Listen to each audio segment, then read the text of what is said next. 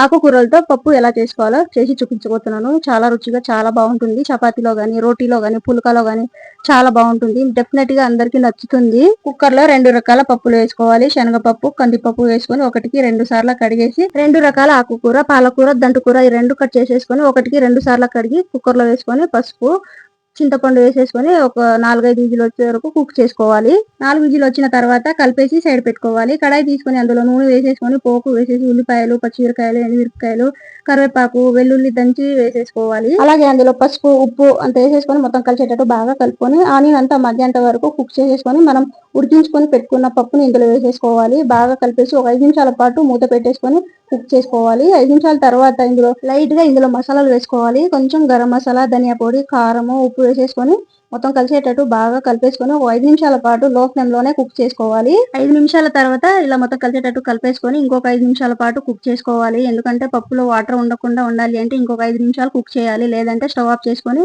Serve చేసుకోవచ్చు. చూడండి, ఈ విధంగా కుక్ చేసుకుంటే చపాతీలోకి చాలా బాగుంటుంది. మీరు ట్రై చేసి మీకు ఎలా అనిపించిందో మీ ఫీడ్బ్యాక్ ని నాకు కామెంట్ రూపంలో తెలియజేయండి. ఈ వీడియో మీకు నచ్చినట్లయితే లైక్, షేర్, సబ్స్క్రైబ్ చేయడం మాత్రం అస్సలు మర్చిపోవద్దు. ప్లీజ్ సపోర్ట్ చేయండి ఫ్రెండ్స్. Bye bye.